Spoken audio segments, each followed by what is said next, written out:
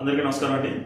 ఈరోజు నాకు ఒక సామెత అయితే గుర్తొస్తుంది. ఆ సామెత ఏంటంటే 100 గుడ్లను తిన్న రాబందు కూడా ఒక గాలివానకి పడిపోద్ది అనే సామెత అయితే గుర్తొచ్చింది. ఎందుకంటారా, 2019 సెప్టెంబర్ 11వ తేదీన ఏదైతే తెలుగుదేశం పార్టీ గుంటూరులో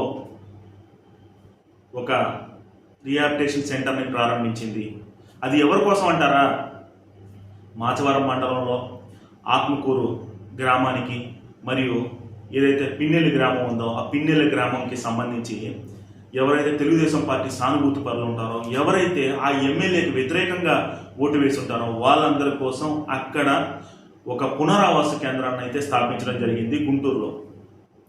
అక్కడికి కొన్ని వందల కుటుంబాలు వెళ్ళి తలదాచుకునే ఆ రోజున. దీనికి కారణం ఎవరంటే, మీరు నాకు ఓటేయలేదు, మీరు నాకు వ్యతిరేకంగా చేశారు, మిమ్మల్ని నేను ఇబ్బంది పెడతాను అని చెప్పి ఆ మాచర్ల ఎమ్మెల్యే అయినటువంటి పిన్నెల్ల రామకృష్ణారెడ్డి ఆ రోజు కొన్ని గ్రామాలని ఇబ్బంది పెడుతూ, హింస పెడుతూ, వాళ్ళని కొడుతూ తిడుతూ వాళ్ళని ఊరు వదిలి వెళ్ళిపోయేటట్టు చేశాడు. కానీ ఆ రోజు వాళ్ళని కాపాడడానికి నారా లోకేష్ గారు, నారా చంద్రబాబు నాయుడు గారు ఉన్నారు. కానీ ఈరోజు ఏం జరిగింది, ఈరోజు ఒక పోలింగ్ బూత్లో పిన్నెల్లి రామకృష్ణారెడ్డి గారు వెళ్ళడం జరిగింది. అక్కడ ఈవీఎం తీసి పగలగొట్టడం జరిగింది. ఆ దెబ్బకి సీరియస్ అయిన ఎలక్షన్ కమిషన్, పోలీసులు, వివిధ శాఖలన్నీ కూడా ప్రస్తుతం పిన్నెల్లి రామకృష్ణారెడ్డి గారి గురించి గాలిస్తూ ఉన్నాయి. పిన్నెల్లి రామకృష్ణారెడ్డి గారు హైదరాబాద్లో ఉన్నారో, బెంగళూరులో ఉన్నారో, ముంబైలో ఉన్నారో ఎవరికీ తెలియదు. కానీ వారి పార్టీకి సంబంధించిన మీడియాలకైతే ఇంటర్వ్యూలు ఇస్తూ ఉన్నారు. మళ్ళీ ఏ మీడియా వాళ్ళకి దొరకట్లేదు.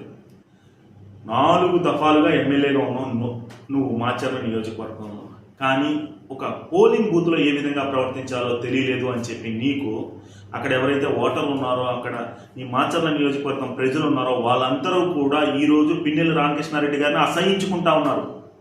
దీనికి కారణం ప్రవర్తన.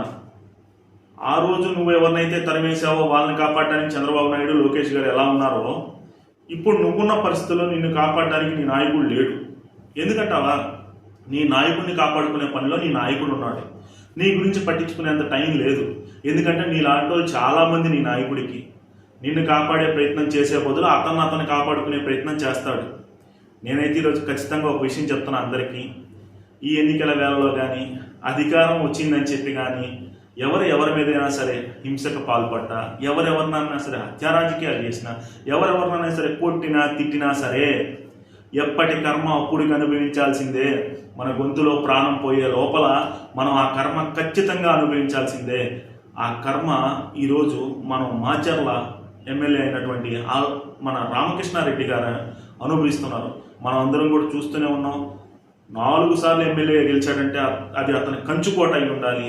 కానీ అటువంటి నియోజకవర్గాన్ని వదిలేసి పారిపోయాడంటే ఇప్పుడు ప్రస్తుతం మాచర్లలో పిన్నెల్లి రామకృష్ణారెడ్డి పరిస్థితి ఎలా ఉంది అని చెప్పి అందరూ ఒకసారి ఆలోచించాలని, ఎవరైతే కొత్త వాళ్ళు రాజకీయాల్లోకి రాబోతున్నారో, ఎవరైతే 1-2 సార్లు రాజకీయాల్లో ఎమ్మెల్యేలుగా గెలిచి ఎంపీలుగా గెలిచుంటారో, ఈ ఒక్క ఎగ్జాంపుల్ని అందరూ ఉదాహరణగా తీసుకుని రాబోయే రోజుల్లో ఈ హింసలకు పాల్పడకుండా ఉంటే, ఎందుకంటే భారతదేశం చాలా పెద్ద ప్రజాస్వామ్య దేశం. ఈ ప్రజాస్వామ్య దేశంలో ఎన్నికలు కూడా చాలా చట్టబద్ధంగా జరుగుతాయి.